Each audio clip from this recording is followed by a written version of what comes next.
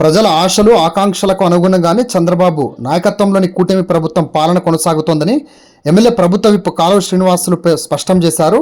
అనంతపురం జిల్లా రాయదుర్గం పట్టణంలో బుధవారం ఆయన సామాజిక పింఛన్ల పంపిణీ కార్యక్రమంలో పాల్గొన్నారు. ఈ సందర్భంగా 24, 25 వార్డుల పరిధి ప్రజలతో ఆయన మాట్లాడుతూ ఈరోజు రేపు పండగ వాతావరణంలో పేదల సేవలు అనే కార్యక్రమాన్ని నిర్వహిస్తున్నట్లు ఆయన తెలిపారు.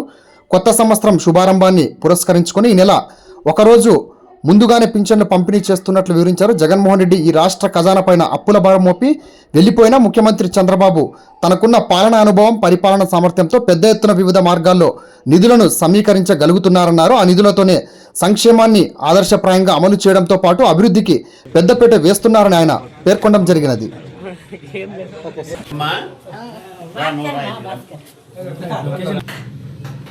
నెల బాగా ఇస్తున్నారమ్మా, కరెక్ట్గా ఇస్తున్నారా?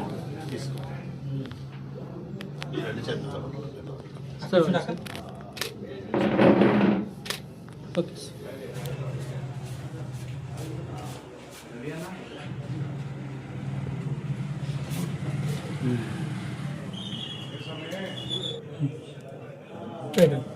హలో, చంద్రబాబు నాయుడు గారి నాయకత్వంలో కూటమి ప్రభుత్వం ఏర్పాటై ఏడాదిన్నర గడిచిన నేపథ్యంలో ఈరోజు రేపు ఒక పండగ వాతావరణంలో పేదల సేవలో అనే కార్యక్రమాన్ని నిర్వహిస్తూ ఉన్నాం. ఈరోజు రాష్ట్ర వ్యాప్తంగా పెద్ద ఎత్తున సామాజిక పెన్షన్ల పంపిణీని చేపట్టాం. మామూలుగా అయితే 1వ తేదీ ఆదివారం వస్తే ముందు రోజే ఇచ్చేది అలవాటు, ఆనవాయితీగా పెట్టుకున్నాం. కానీ కొత్త సంవత్సరం కాబట్టి ఒకరోజు ముందుగానే ఇవ్వాలని ఈరోజే అందరికీ పెన్షన్లు పంపిణీ చేస్తూ ఉన్నాం.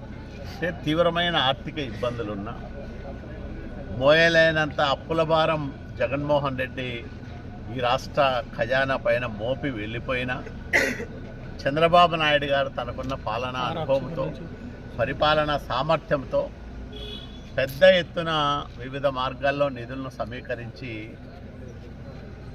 రాష్ట్రంలో సంక్షేమాన్ని ఆదర్శప్రాయంగా అమలు చేయడంతో పాటు అభివృద్ధికి పెద్దపీట వేస్తూ ఊహించనంత పెద్ద ఎత్తున అభివృద్ధి కార్యక్రమాలను కూడా చేపట్టడం జరిగింది. కాబట్టి ఈ రాష్ట్ర ప్రజానికి చంద్రబాబు నాయుడు గారి పైన పెట్టుకున్న ఆశలను ఈడేర్చడంతో పాటు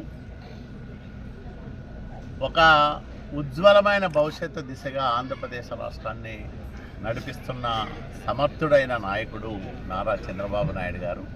ఆయన నాయకత్వం 10 కాలాల పాటు ఈ రాష్ట్రానికి ఉండాలని ప్రతి పేదవాడు, ప్రతి తెలుగువాడు బలంగా కోరుకోవాల్సిన సందర్భం ఇది.